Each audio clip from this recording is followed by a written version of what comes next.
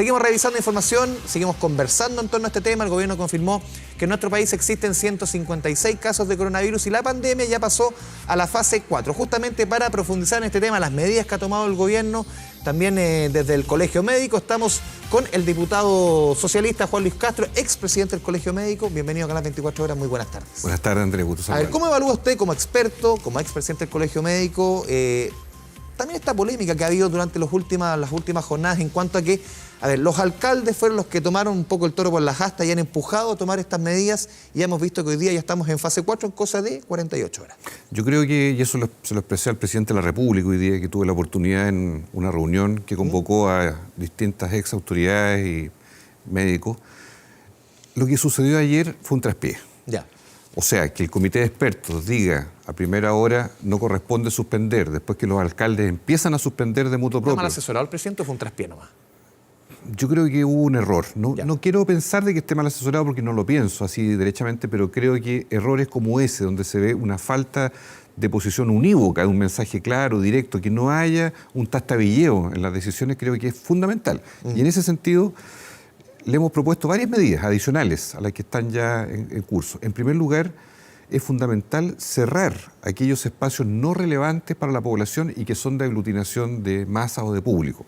Gimnasios, mall y casinos. ¿Restaurantes? Bueno, por cierto, restaurantes... Sí, porque hay restaurantes que no están en un mall, que no están... Lógico, hay algunos que son chiquititos y otros que son de otro tamaño. ¿Por qué? Porque en el fondo tenemos que hacernos la idea derechamente de que vamos a suspender cada día más actividades. Ya. No estamos hablando todavía de la parálisis en buen chileno, el tejo pasado. Mejor. Sí. Lo que pasa es que la experiencia española, la experiencia de otros países, bueno, Italia, que cometió el error, lamentablemente, de dejar un poco el laissez-faire, dejar las cosas, están pagando ese costo tardíamente porque en su minuto no tomaron todas las precauciones necesarias. Fíjese que, Andrés, Chile es el segundo país con más velocidad de contagio. Hoy día hay un diario que publicó los gráficos y proporcionalmente a la población china, la velocidad a los días sucesivos de inicio del brote, en el caso chileno, es el segundo país después de China, en cuanto a la velocidad de contagio. Es decir, si hoy día estamos en 156, que es el doble de ayer, es muy probable que esas duplicaciones sigan ocurriendo en los próximos días. Y en estos casos, diputado, a ver, 3, 4 días de retraso, 2 días de retraso en la toma de una medida. Cruciales. ¿Son cruciales? Son cruciales, sí. Y además de eso, hoy día sabemos que hay 3.000 test de PCR, que es la prueba para poder identificar el coronavirus. Es poco, eso tiene que ampliarse. El gran logro de Corea del Sur, país emblemático en esto, fue ir a buscar derechamente, haciendo la prueba a las personas que tenían síntomas. No hay que esperar, hoy día nosotros aquí esperamos que vaya la gente con síntomas a consultar, pero otra cosa es ir dirigidamente a buscarlo, porque así identificamos más tempranamente todos los que hoy día son o muy poco sintomáticos o levemente y que a lo mejor no tienen suficiente voluntad para ir a consultar a un médico, no es tan grave. Recordemos que el 80% de estos casos no son de gravedad, no requieren hospitalización, pero ahí está el contagio. Esta medida que mencionaba usted, en lo referente, por ejemplo, al comercio, a los gimnasios, a los malls, a su juicio, de aquí a mañana, hoy día, ¿esto debe tomarse ya? Esto debe ser ya. A mi modo de ver, y así se lo plantea la autoridad máxima del país, esto no puede esperar porque es inminente. O sea, una cosa es el equilibrio entre no llamar a una sobrereacción o a un pánico de la población, y otra cosa es quedarse corto, como siento yo que de algún modo podemos ser más proactivos. Pudimos haber cerrado la frontera el viernes, el sábado, por decirlo de alguna manera. Hoy día se anunció. Muchos dicen, no, hay cuestiones económicas, hay cuestiones... Aquí la cuestión de salud siempre tiene que estar primero. Así como las clases se suspendieron en una especie de forceps, seamos sinceros, porque las clases eran un tironeo, si tenían razón o no tenían razón, el cierre de la frontera, bueno, tuvieron que todos los países vecinos de Chile cerrar y ahora va a cerrar Chile. Entonces uno dice, bueno, ¿por qué no somos un poquito más drásticos cuando la gente está pidiendo en eso un mando claro, preciso, seguridad? O decir en qué momento vamos a tomar tal medida. Por ejemplo, metro, Transantiago, un colectivo, un vehículo. ¿Cuáles son los grados de contagiosidad que obviamente se pueden producir en esos lugares?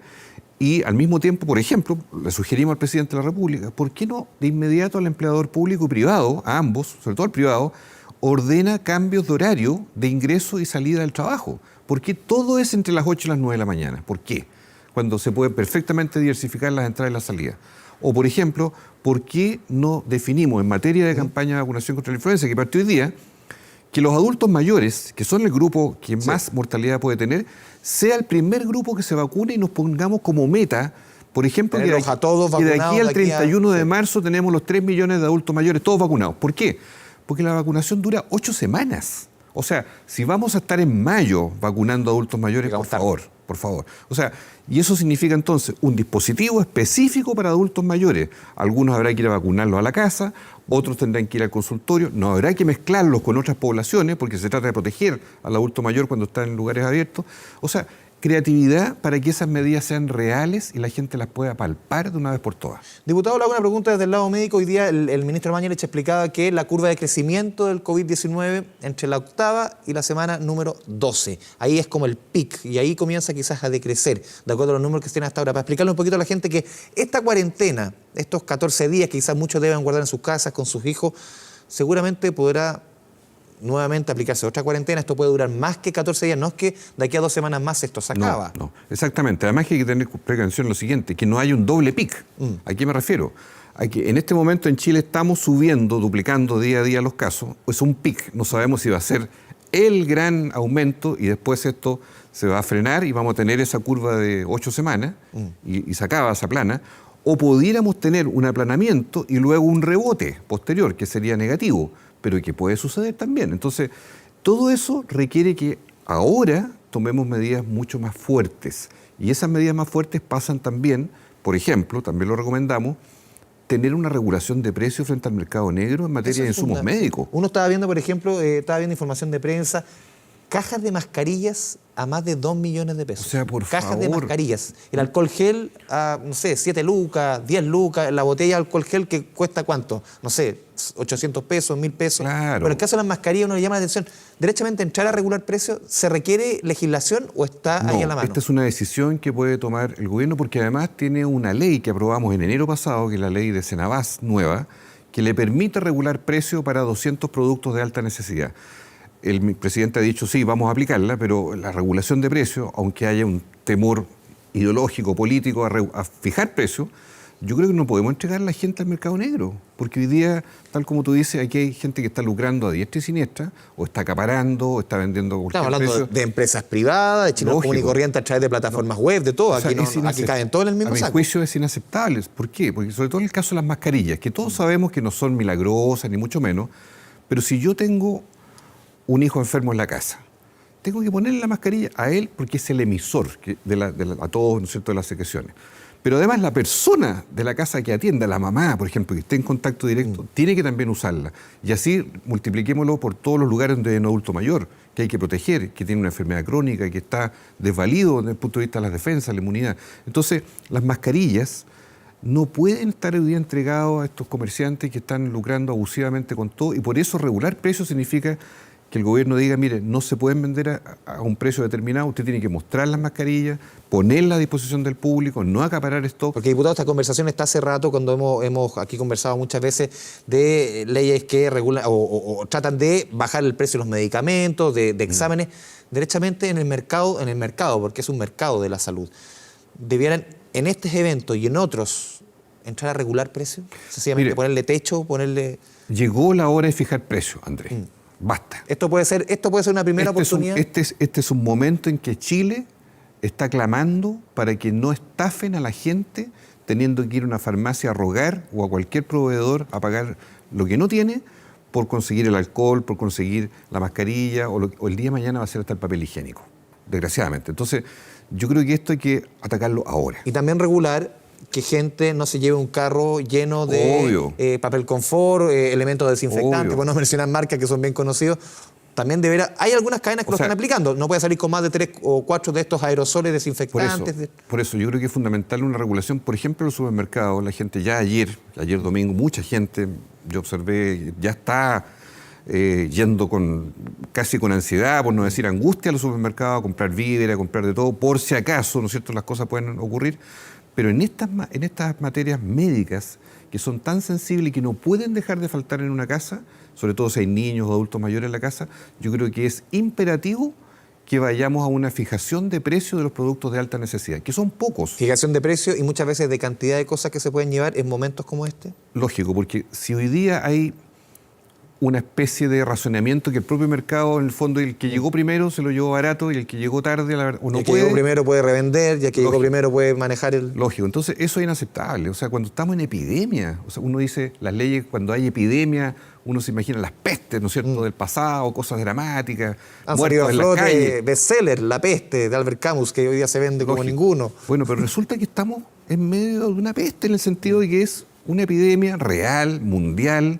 Chile está teniendo una velocidad de contagio muy elevada y por lo tanto tenemos que anticipar todos los escenarios. Yo no sé si de aquí al domingo estemos en una fase 4 muy avanzada que obligue, por ejemplo, la paralización de fuentes laborales o a que la gente derechamente, como vemos en España, no pueda salir de la casa. Estamos en una situación muy dinámica, pero que obliga a que la primera necesidad, que es que la gente se alimente, que la gente tenga sus insumos médicos, que la gente pueda ir a un banco, ¿verdad?, a sacar dinero, qué sé yo, lo que sea, lo pueda realizar porque son cosas perentorias. Y todo lo que sea irrelevante hay que dejarlo a un lado para que no confundamos las cosas. Diputado, esto también cruza con lo político. Estamos, por lo menos en el papel, ¿a cuánto? A un mes y 10 días del plebiscito. Sí. Uno dice en el papel. Lo escuchamos hoy día a Isquia Iches, presidente del Colegio Médico Siches, y decía, derechamente aquí no hay un tema político. Esto tiene que posponerse. ¿Esto es una decisión que tiene que ser aquí, ahora, ya, o quizás se puede seguir evaluando? ¿Cómo lo ven? O sea, yo creo que lo sanitario es lo que debe mandar en esto. Hubo un minuto en que hubo opiniones de la primera autoridad que más bien fue una especulación y era... Pero desde la oposición se dijo mucho que aquí hay un aprovechamiento político y claramente aquí hay un elemento ya ahora que tenemos... Ahora hay un elemento instalado, fuerte. Entonces, yo creo, derechamente como médico, que hoy día el escenario obliga a que no pase más de esta semana para que haya un acuerdo político del gobierno con la oposición y que los mismos actores, en base al antecedente sanitario, de cómo evoluciona el brote epidémico, se pueda decidir si se posterga unos meses, 2, 3 meses, lo que sea necesario, o se mantiene bajo ciertas condiciones muy regladas, pero que no afecten la concurrencia y que le den garantía a las personas. Lo peor, en un acto plebiscitario tan relevante como el que tenemos hasta ahora fijado en abril, es que la gente sienta miedo. Que la gente diga, mire, ¿por qué voy a ir si yo me voy a contagiar una enfermedad? Me puedo morir. Un adulto mayor va a decir, ¿pero qué voy a ir a exponerme a una cola? Puede hacer frío ese día, puede pasar cualquier cosa. No. Entonces, la seguridad en esto es fundamental y obviamente lo primero es la salud y lo segundo es el acto electoral.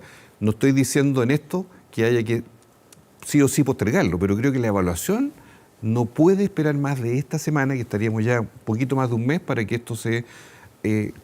haga una cronología con todos los eventos posteriores, porque recordemos después hay una elección de convencionales, elección municipal, hay un itinerario que está previsto a contar del 26 de abril y esto es muy importante que cuente con alta participación pública. O sea, claramente hay un itinerario y las fechas se van topando de aquí a después. Ya se está hablando, por ejemplo, de establecer que el plebiscito se haga en el mes de octubre, cuando debía hacerse, por ejemplo, la elección de, si es que ganara la apruebo, la elección de quienes iban a ser los constituyentes y quizás para enero o para marzo, recién la elección de los constituyentes. Espacios hay, falta la discusión política. Falta la discusión política sobre el antecedente sanitario duro, que es lo que importa en este minuto para que nadie sienta que hay una maniobra política si se cambia la fecha del plebiscito. Creo que eso es muy importante. Diputado Castro, muchas gracias por esta conversación con Canal 24 Horas. Muy buenas tardes. Muy amable, gracias, Andrés.